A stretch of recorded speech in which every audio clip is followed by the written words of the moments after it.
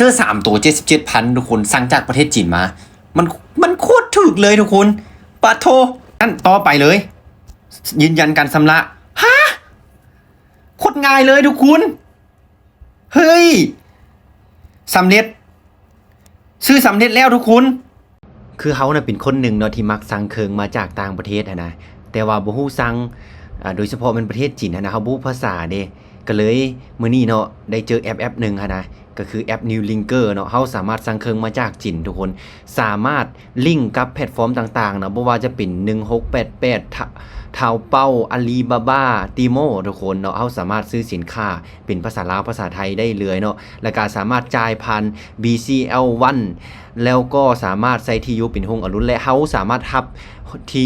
เฮาสามารถรับสินค้าจากฮงอรุณได้ทุกสาขาทั่วประเทศทุกคนเนาะราคาบ่แพงอีกทุกคนลองมาสมัครนำกันเบิ่งเด้อทุกคนเด้อมีชื่อว่าแอป New Linker เนาะทุกคนแอป New Linker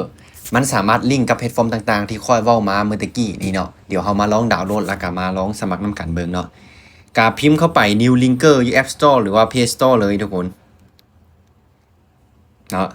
จะเป็นตัวนี้เนาะอันนี้คือค่อยได้ดาวน์โหลดไว้แล้วเนาะใครที่ยังบ่ทันดาวน์โหลดก็ดาวน์โหลดก่อนเนาะแล้วก็ไปสมัครนำกันเด้อทุกคนเด้อ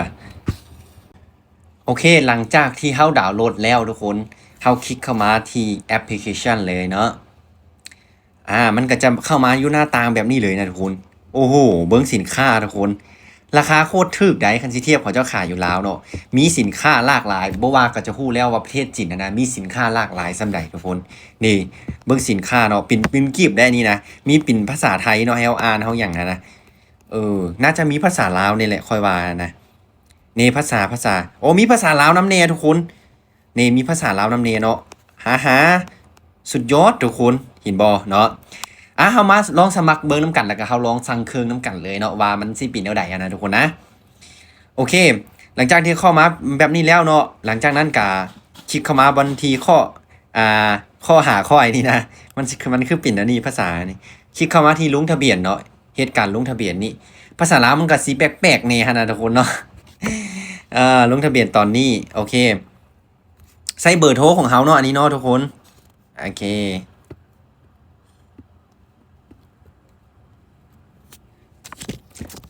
หลังจากที่ใส่เบอร์โทรแล้วทุกคนต่อมาก็คือชื่อของเฮานี่ใส่ชื่อเนาะโอเครหัสผ่านเด้อทุกคนเด้อรหัสผ่านเนาะ856ตัวว่าซั่นเด้เนาะเฮาก็ใส่รหัสผ่านเลยโอเคเนาะก็ใส่รหัสผ่านตัวที่เมื่อกี้ที่เฮาใส่ไปหั่นให้มันถูกกันเนาะ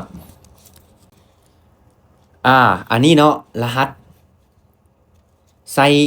A056 เด้อทุกคนเด้ออันนี้ใส่ A056 เนาะหลังจากนั้นเฮาจิยอมรับนโยบายก่อนเนาะหลังจากที่เฮาใส่หมดแล้วก็ยอมรับนโยบายอย่าลืมใส่รหัสแน่เนาะ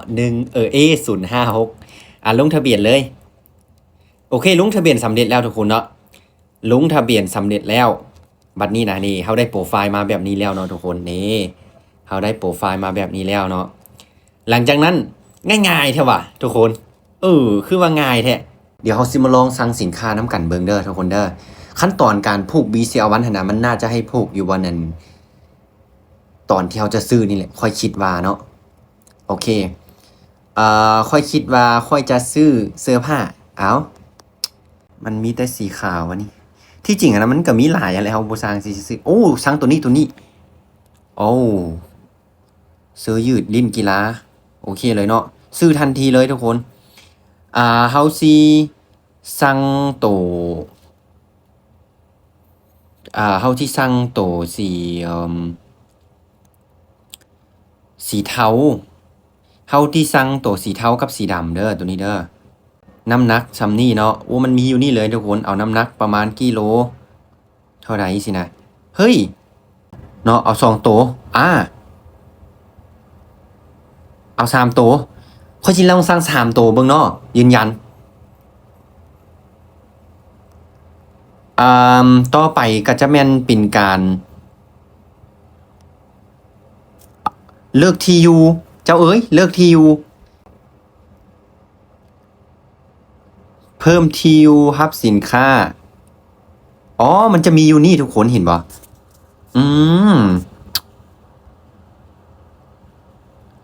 เขาอยู่ฮงอารุณอยู่ไสนะเขาเขียนใส่เลยเนาะ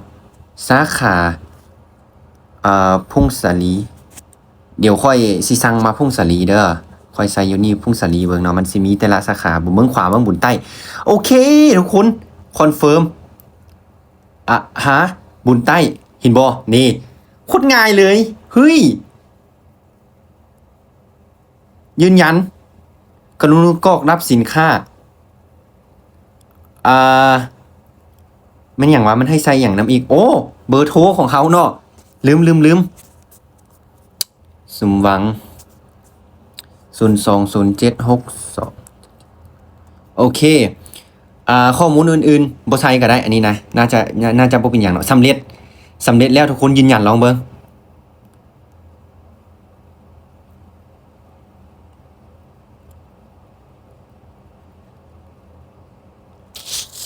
เป็นจังไดเนาะคือซ่าแท้เนาะ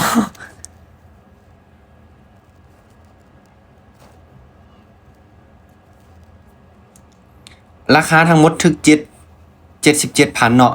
อันนี้บ่รวมน่าจะบ่รวมค่าขนส่งของฮงอารุณเทื่อเนาะเสื้อ3ตัว77,000ทุกคนสั่งจากประเทศจีนมา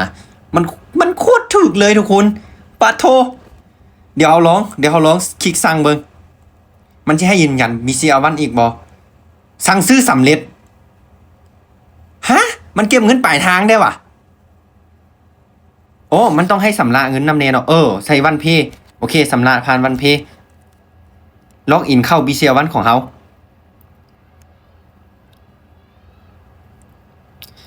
หลังจากนั้นต่อไปเลยยืนยันการชำระฮะโคตรง่ายเลยทุกคนเฮ้ยสำเร็จซื้อสำเร็จแล้วทุกคนดูคำสั่งซื้อกำลังสั่งซื้อเรียบร้อยทุกคนฮ่าเดี๋ยวเขารอท่าเบิ่งน้ำกันเด้อทุกคนเด้อว่ามันสิดุลปานใดเนาะเครื่องเนาะเขาเจ้าว่าบ่เกิน3-5 มื้อเนาะบริษัทคอนเฟิร์มมาบ่เกิน3-5 มื้อเนาะฮะเฮ้ยทุกคนช่องทางใหม่ที่เขาจะซื้อเครื่องมาขายหรือว่าอย่างก็ได้หรือว่าซื้อเครื่องมาใส่ไม่อย่างนั้นนะทุกคนง่ายทุกคนโคตรง่ายเลยเนาะดังที่ค่อยเฮ็ดให้ทุกคนเบิ่งนี่แหละไผที่ยังบ่ทันสมัครเนาะลองไปสมัครแล้วก็ลองสั่งเครื่องเบิ่งได้ทุกคนเด้อเนาะเป็นจังได๋ค่อยจิมาอัปเดตอีกน้ำกันตื่มเนาะทุกคนเนาะเฮ้ยฝากเด้อทุกคนเด้อฝากเด้อทุกคนเด้อสมัครได้เนาะสมัครลองใส่เบิ่งโอ้โหโคตรแจ่ม